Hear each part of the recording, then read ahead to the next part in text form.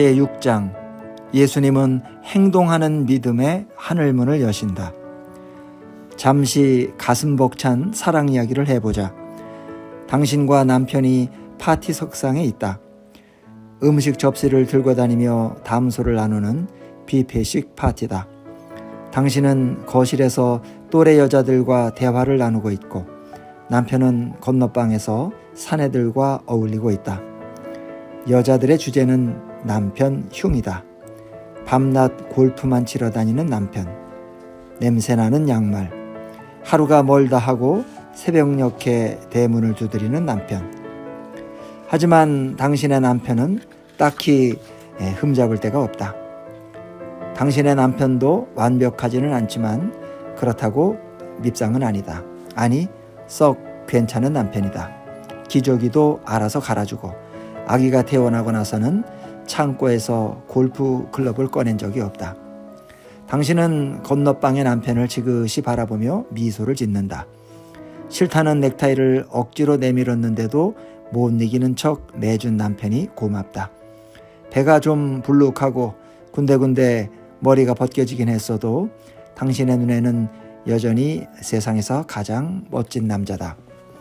당신의 눈에는 당신의 마음을 훔쳐간 남자만 보인다.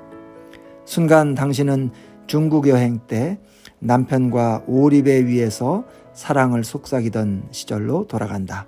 남편을 향한 가슴 벅찬 사랑. 다른 예를 들어보자. 아기를 품에 안아본 지 정말 오래되었다. 아기 근처에 가본 지도 언제인지 모르겠다. 하지만 오늘은 당신과 아기, 이렇게 단 둘이다. 자녀가 밤늦게 데리러 온다며 손자를 맡기고 갔다. 아내는 분유를 사러 가게에 갔다. 그래서 지금은 당신과 손자 오붓하게 둘뿐이다. 세상을 본 지 며칠밖에 안 된 녀석이다. 포대기로 꽁꽁 싼 아기를 안고 오르다가 문득 생각해보니 녀석과 단둘이 있는 것은 이번이 처음이다. 병원에서는 온 가족이 모여 폭죽을 터뜨리며 아기의 탄생을 축하했을 뿐 당신과 아기만 둘이 있을 시간은 없었다. 큼직한 의자에 앉아 손자의 얼굴을 찬찬히 뜯어본다. 아기의 미래가 눈에 선하다. 첫 걸음, 첫 키스, 축구 시합, 대학 입학. 온통 상처로 신음하는 세상에서 손자가 잘 살아갈지 심히 걱정이다. 아기의 눈과 코를 뜯어보는데 가슴이 마구 벅차오른다. 갑자기 책임감이 불일듯 일어난다. 이 아기를 건드리는 자는 누구라도 가만두지 않겠다며 입술을 지그시 깨문다.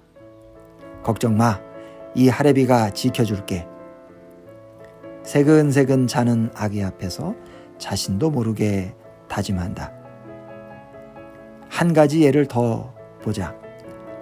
마감일에 쫓겨 짜증이 날 대로 난 상태에서 집에 돌아왔다. 그런데 아내도 얼굴에 짜증이 잔뜩 묻은 채로 돌아왔다. 둘 다 머리에서 김이 올라 상대방을 달래줄 겨를이 없다. 그래서 잔뜩 찌푸린 얼굴로 저녁 식탁 앞에 마주 앉아 있다. 문득 옆에 앉아 있던 딸 에밀리가 기도손을 포갠다. 하나님, 저 에밀리예요. 잘 계셨죠? 저는 잘 지내요. 그런데 오늘따라 엄마 아빠 얼굴이 안 좋아요. 왜 그런지 모르겠어요. 새도 있고 장난감도 있고 맛있는 음식도 있고 가족도 있는데 왜 그럴까요? 하나님이 좀 달래주면 좋겠어요. 제발 그렇게 해주세요. 그렇지 않으면 오늘 밤 하나님과 저만 재미있는 시간을 보내게 되잖아요. 아멘. 기도는 채 끝나기도 전에 응답된다. 당신과 아내는 딸아이와 서로를 번갈아 보며 한바탕 웃음을 터뜨린다. 실컷 웃은 뒤에는 미안하다며 서로의 손을 꼭 잡는다. 그리고 무엇이 정말로 중요한지를 일깨워 주신 하나님께 다 같이 감사의 기도를 올린다. 가슴 벅찬 사랑. 뜻밖의 날아온 사랑의 편지는 소중한 사람이 곁에 있을 때 잘해야 한다는 사실을 일깨워준다. 사랑의 속삭임은 가지고 싶은 것보다 이미 가진 것이 더 소중하고 시급한 일이 항상 중요한 일은 아니라는 사실을 일깨워준다. 당신과 내 가슴이 사랑으로 벅차오를 때가 있다. 그런데 예수님께도 그런 순간이 많았다는 사실을 아는가? 예수님이 어느 병자를 만나셨을 때가 그랬다. 걷기는커녕 제대로 설 수도 없는 이 장애인은 사지가 구부러지고 온몸이 이리저리 뒤틀려 있었다. 허리 높이 위쪽의 세상은 바삐 돌아갔지만 그는 허구한 날 제자리에 앉아 멍하니 구경만 해야 했다. 나병 환자. 날 때부터 그랬을까? 다른 애들은 신나게 뛰노는데 그에게는 숟가락을 입으로 가져가는 일조차 고역이었다. 형과 누나들은 멋들어지게 한 곡조 뽑을 때 그는 더듬거리는 것이 고작이었다. 그는 평생 불구로 살아왔다. 혹시 그 나병 환자에게도 좋은 시절이 있었을까? 장애인이 아닌 때가 있었을까? 바람같이 운동장을 내달릴 때가 있었을까? 힘자랑을 해본 적이 있었을까? 동네 꼬마들의 우상일 때가 있었을까? 어쩌면 그럴 수도 있겠다. 그러던 어느 날 불의의 사고가 일어났다. 벼랑에서 추락했을까? 아니면 계단에서 굴러 떨어졌을까? 머리의 고통도 고통이지만 팔다리의 마비가 더 큰 문제였다. 발은 마치 다리 끝에 붙은 장신구처럼 대롱거리고 팔은 빈 소매처럼 흔들거렸다. 팔다리가 몸에 붙어있기는 했지만 전혀 자기 팔다리처럼 느껴지지 않았다.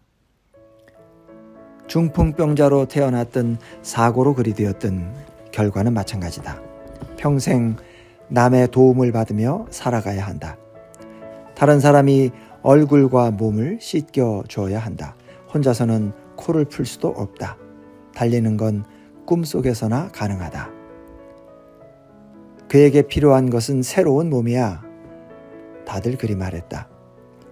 인간적인 시각에서 그에게 절실한 것은 비극이 앗아간 팔다리가 회복되어 춤을 추는 것이었다. 사람들이 볼 때 그는 치유의 기적을 필요로 하는 육체였다. 예수님은 육체에 주목하시지 않았지만 사람들은 육체만을 보았다. 그의 친구들도 마찬가지였다.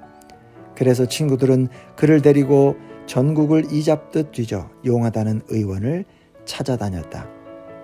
그러던 차에 목수였다가 선생이 되어 기적까지 일으킨다는 인물이 마을에 왕림했다는 소문이 파다하게 퍼졌다. 어느새 이스라엘 전역에서 사람들이 구름대처럼 모여들었다. 마치 상위 용사와도 같은 사람들, 눈이나 팔, 다리 어딘가 한 군데씩 망가진 사람들, 부은 얼굴에 이빨 하나 없는 노인네, 귀머거리 아기를 안고 눈물 흘리는 아낙네, 말을 할 수 없는 아들의 손을 꼭 잡은 아버지, 불임 판정을 받고 살 낙을 잃어버린 세댁. 예수님의 말씀과 능력이 얼마나 대단한지 확인하기 위해 세상 사람들이 다 찾아온 듯 했다. 중풍병자의 친구들이 도착할 무렵 집안은 발 디딜 틈 없이 꽉 차 있다. 통로까지 사람들이 삐져나와 있고 창문가마저 아이들이 진을 치고 앉아있다. 뒷사람은 앞사람 어깨 너머로 보려고 까치발을 들고 있다. 이 와중에 예수님이 자신들에게 눈길이나 주실까? 친구들은 선택의 기로에 서 있다. 들어갈 것인가 아니면 포기할 것인가? 친구들이 포기했다면 어떻게 되었을까? 인파가 너무 많다며, 저녁 식탁에 음식이 다 식겠다며, 쉽사리 발걸음을 돌렸다면. 솔직히 여기까지 온 것만 해도 친구로서 도리는 충분히 한 셈이다. 친구들이 그만 돌아가도 탓할 수는 없다. 이 정도만 해도 썩 괜찮은 친구들이다. 하지만 이 친구들은 보통 친구들이 아니다. 열띤 토론 끝에 한 친구가 묘안을 내놓는다. 옥상으로 올라가 지붕을 뚫고 친구에게 줄을 묶어 내리면 어떨까? 위험한 계획이다. 지붕에서 떨어지기라도 하면 어쩌려고. 게다가 남의 집 지붕을 뚫는 것은 보통 민폐가 아니다. 바쁘신 예수님을 방해한다는 점도 마음에 걸린다. 하지만 아무리 머리를 굴려도 예수님을 뵈려면 이 방법밖에는 없다. 그래서 친구들은 지붕 위로 올라간다. 바로 이것이 믿음이다. 믿음은 아무도 예상하지 못했던 행동을 하게 만든다. 하나님은 이런 믿음에 주목하신다. 마가의 말을 들어보자. 예수께서 그들의 믿음을 보시고 중풍병자에게 이르시되 작은 자야 내 죄 사함을 받았느니라. 드디어 그분의 말씀을 액면 그대로 믿는 사람들이 나타났다. 내 친구가 모험을 감행한 것은 그만큼 예수님을 믿고 친구를 사랑했기 때문이다. 모험이야말로 믿음의 증거다. 예수님을 아주 잠깐 뵙기 위해 창피와 위험을 무릅쓴 것은 그만큼 예수님의 능력을 믿었다는 것이다. 그 믿음이 예수님의 마음을 움직였다. 배는 불룩하지만 누구보다도 자상하고 성실한 남편에게 푹 빠진 아내처럼, 손자를 지켜주겠노라 결심한 할아버지처럼, 자녀의 기도에 감동을 받은 부모처럼 예수님은 믿음의 행동에 감동을 받으셨다. 그래서 박수를 보내셨다. 손으로는 아닐지 몰라도 적어도 마음으로는 그리 하셨을 것이다. 물론 박수만 보내신 것이 아니라 복도 주셨다. 무엇보다도 예수님의 가슴이 사랑으로 벅차올랐다. 내 친구는 예수님이 친구의 육체를 고쳐주시기를 원했다. 하지만 예수님은 단순히 육체의 치유를 넘어 영혼의 회복을 추구하셨다. 그분은 육체적 차원을 넘어 영적 차원을 다루셨다. 육체의 치유는 잠시뿐이지만 영혼의 치유는 영원한 결과를 낳는다. 내 친구의 바람은 아름다웠지만 그릇이 작았다. 군중의 기대 수준도 고만고만했다. 사람들은 고작해야 몸의 치유를 기대했지만 예수님은 근본적인 죄를 용서해 주셨다. 사람들의 눈에는 육체밖에 보이지 않는다. 그러니 기껏해야 육체의 치유만을 기대할 수밖에 없다. 하지만 예수님은 육체 너머의 영까지 보시기에 육체뿐 아니라 영혼까지도 어루만져 주신다. 사람들은 예수님이 이 병자에게 걸을 수 있는 새 몸을 주실 줄로만 알았다. 하지만 예수님은 이 병자에게 새롭게 살 수 있는 은혜를 주셨다. 놀라운 일이다. 종종 하나님은 우리를 기특히 여겨 우리가 구하지 않은 것까지 전부 주신다. 참으로 다행이지 않은가? 하나님이 주시는 것은 감히 구할 엄두조차 나지 않는 것이다. 하나님, 온갖 죄를 저지른 저 대신 고문 도구에 매달려 주시면 안 될까요? 세상에 감히 이렇게 요구할 사람은 없을 것이다. 거기다 다음과 같이 덧붙일 수 있는 사람은 더더욱 없으리라. 이왕 저를 용서해 주신 김에 주님의 집에 영원히 거할 방까지 하나 내주시면 안 될까요? 이왕이면 제 안에 거하시면서 저를 보호하고 인도해 주시면 좋겠어요. 게다가 분에 넘치는 복까지 덤으로 주시면 더할 나위 없죠. 이쯤 되면 그야말로 철면피가 아닐까. 솔직히 아무리 얼굴에 철판을 깐 인간이라도 이런 요구를 하기는 힘들 것이다. 그래서 우리는 내 친구처럼 소심한 요구만 한다. 기껏해야 장수나 건강, 좋은 직장 같은 시시한 것만 구한다. 우리 나름대로 거창한 것이라고 구하지만 하나님이 보시기엔 리무진을 앞에 두고 세발 자전거를 달라는 것과도 같다. 하지만 예수님은 병자가 필요로 하지만 몰라서 구하지 못하는 것까지 알아서 챙겨주셨다. 작은 자야 네 죄사함을 받았느니라. 역시나 바리새인들이 신성모독이라며 구시렁대기 시작했다. 오직 하나님 한 분 외에는 누가 능히 죄를 사하겠느냐. 바리새인들의 불평은 세상에서 가장 위대한 질문 하나를 탄생시켰다. 중풍병자에게 내 죄사함을 받았느니라 하는 말과 일어나 내 상을 가지고 걸어가라 하는 말 중에서 어느 것이 쉽겠느냐? 어떤가? 예수님께 무엇이 더 쉬울까? 영혼을 용서하는 일이 쉬울까? 육체를 치유하는 일이 쉬울까? 이 병자에게 건강과 천국 가운데 무엇을 주는 것이 덜 수고로울까? 이 병자의 육체를 고치기 위해서는 말 한마디면 충분했다. 하지만 그의 죄를 용서하기 위해서는 주님의 보혈이 필요했다. 육체의 치유는 편안한 집에서 이루어졌지만 죄의 용서는 언덕 위의 강도들 틈에서 이루어졌다. 육체의 치유는 말 한마디면 충분했지만 죄를 용서하기 위해서는 목숨을 내놓으셔야 했다. 무엇이 더 쉬울까? 믿음의 친구들을 너무도 깊이 사랑하셨던 주님은 시시한 요청을 들어주는 데서 그치지 않고 십자가를 향해 걸어가셨다.